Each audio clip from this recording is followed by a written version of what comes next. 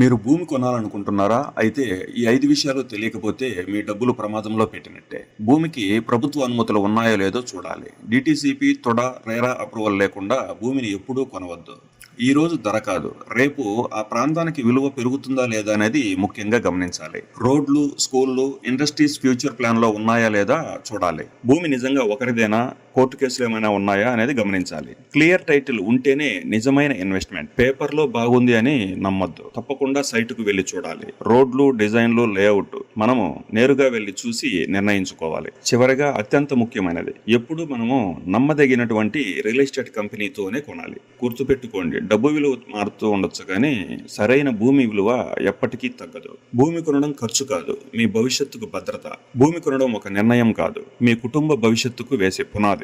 సరైన సమాచారం ఉంటేనే సురక్షితమైన పెట్టుబడికి సాధ్యం. ఇలాంటి విలువైన సమాచారం కోసం ఈ ఛానల్ ని వెంటనే ఫాలో అవ్వండి, షేర్ చేయండి, మీ అభిప్రాయాన్ని కామెంట్లో చెప్పండి. Thank you.